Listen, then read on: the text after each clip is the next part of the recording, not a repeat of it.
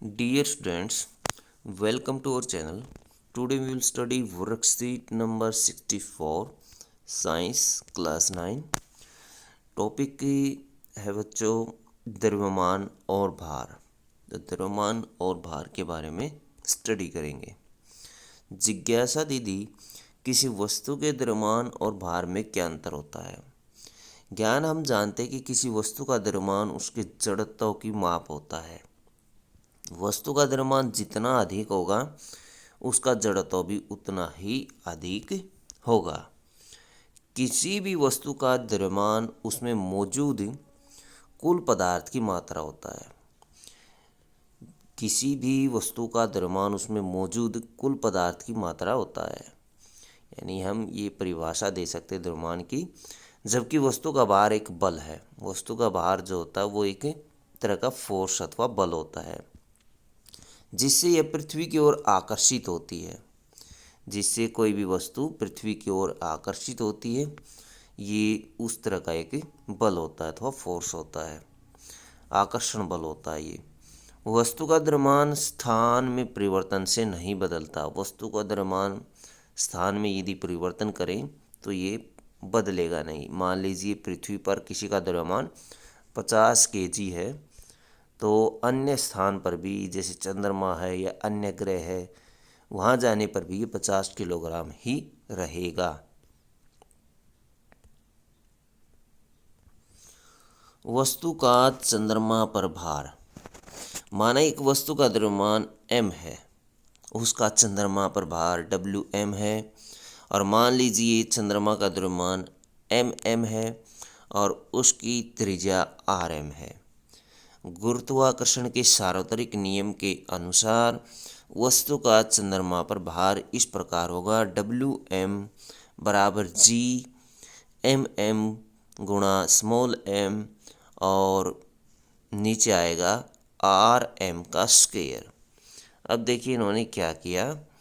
Wm यहाँ पर हमारा होता था F, सार्वत्रिक नियम के अनुसार F होता था। F का मतलब होता फोर्स और फोर्स होता बल। फोर्स क्या होता है? बल। फोर्स का यानी पहला अक्षर इन्होंने लिया था F, उसके अनुसार फोर्स या बल यहाँ लिखा जाता था। जबकि अब की बार यहाँ लिखा गया Wm। Wm हमने माना था चंद्रमा का भार, और भार एक तरह का फोर्स अथवा बल होता है। ऊपर हमने स्टडी किया था, भार एक तरह का फोर्स अथवा बल होता है। इस तरह से हम बल के स्थान पर यानी F के स्थान पर Wm लिख सकते हैं। G ऐसे ही रहेगा, सार्वत्रिक नियम में G ऐसे ही था, कैपिटल G। फिर यहाँ पर द्रव्यमान का गुणनफल था वस्तु का, और चंद्रमा या पृथ्वी का द्रव्यमान का गुणनफल था, तो ये वैसे ही है। यानी m जो है कैपिटल M, ये द्रव्यमान है चंद्रमा का, और स्मॉल m किसका द्रव्यमान है? ये वस्तु का द्रव्यमान है। और नीचे क्या है? नीचे त्रिज्या है। किसकी त्रिज्या है? ये चंद्रमा की त्रिज्या है। चंद्रमा की त्रिज्या का स्क्वायर हो जाएगा। माना उसी वस्तु का पृथ्वी पर भार We है। यदि हम उसी वस्तु का भार है पृथ्वी पर लेते हैं तो We है। इसका भार We हमें कहाँ लेते हैं? पृथ्वी पर, जबकि चंद्रमा पर Wm था।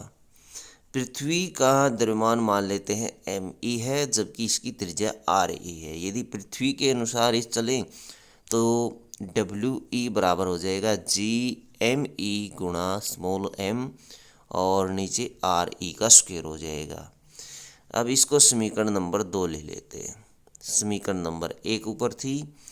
अब क्या करते हैं, समीकरण 1 को समीकरण 2 से भाग कर देते हैं। तो डिवाइड करेंगे किससे? 1 को 2 से डिवाइड करिए। Wm डिवाइड बाई We, तो Gmm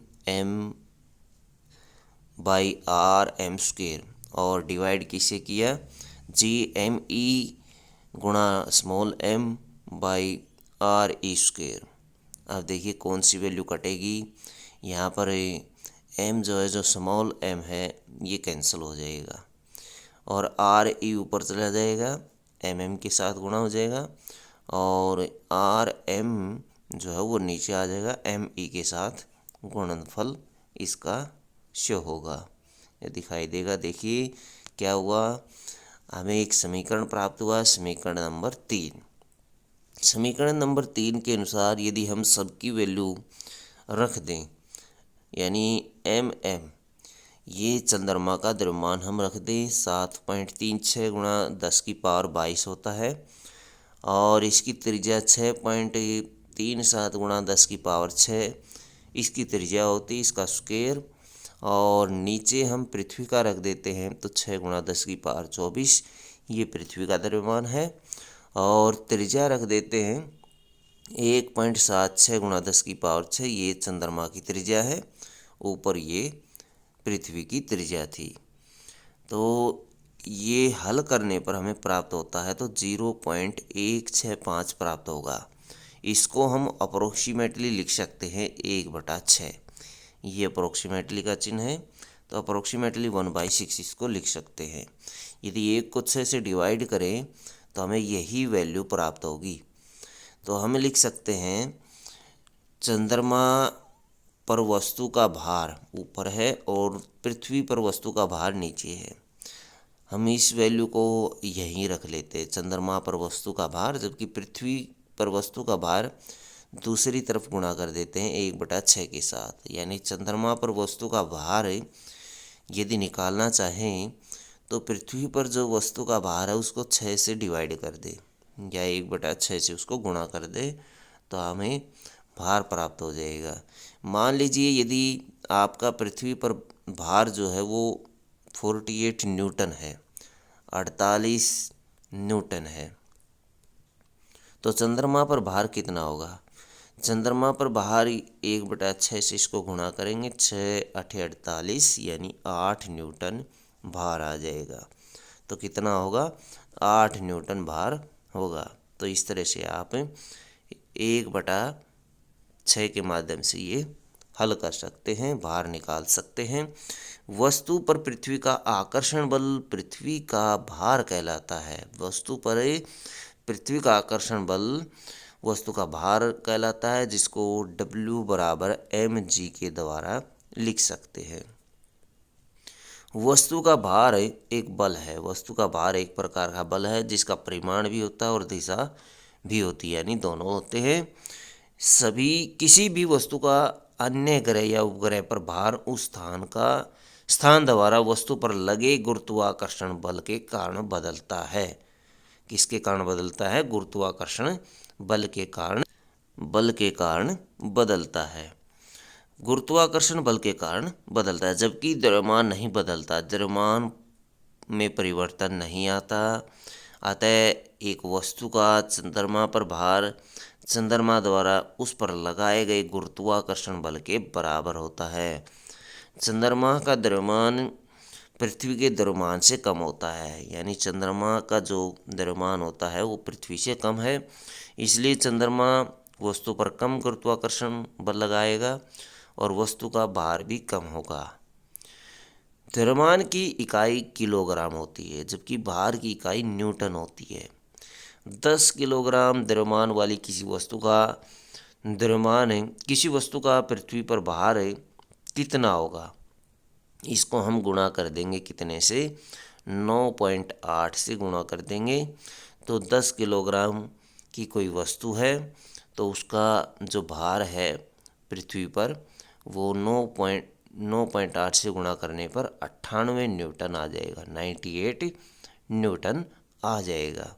यानी 10 किलोग्राम की कोई वस्तु थी तो उसका भार हमने निकाल दिया, कितने से गुणा करनी पड़ती है? 9.8 से, उसको मल्टीप्लाई कर दीजिए, वो न्यूटन में परिवर्तित हो जाएगा। वो एक प्रकार का बल होता है अथवा भार होता है। W = 98 Newton.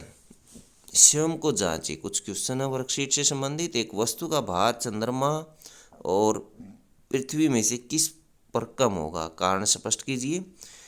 भार जो है वो चंद्रमा पर कम होगा, क्योंकि चंद्रमा पर वस्तु का भार, आप ये पॉइंट इसमें लिख सकते हैं, बराबर 1/6 गुणा पृथ्वी पर वस्तु का भार, यानी पृथ्वी पर जो वस्तु का भार है उसका छठा हिस्सा, 6th पार्ट जो होता है वो चंद्रमा पर होता है। किसी वस्तु के चंद्रमा पर भार को ज्ञात करने के लिए एक गणितीय सूत्र परिकलित कीजिए। तो गणितीय सूत्र ये ऊपर दिया गया है, इसकी सहायता से आप ये क्वेश्चन हल कर सकते हैं। तो ये चंद्रमा पर वस्तु का भार ज्ञात करने के लिए गणितीय सूत्र दिया गया है, इसमें आपको ये सारा करना पड़ेगा। यहाँ से माना से लेकर के नीचे तक आपको हल करना पड़ेगा, यानी ये जो है आंसर आपका यहाँ जा कर के समाप्त होगा। नेक्स्ट क्वेश्चन है, किसी भी ग्रह पर किसी वस्तु का भार कौन से कारक पर निर्भर करता है? कौन से कारक पर निर्भर करेगा? किसी भी वस्तु का भार अन्य ग्रह या उपग्रह या किसी अन्य स्थान पर गुरुत्वाकर्षण के कारण बदलता है, और गुरुत्वाकर्षण बल के ऊपर ये निर्भर करेगा। तो गुरुत्वाकर्षण बल जो है उसी के कारण ये परिवर्तित होता है। यदि एक व्यक्ति का चंद्रमा पर भार 10 न्यूटन है, कितना है?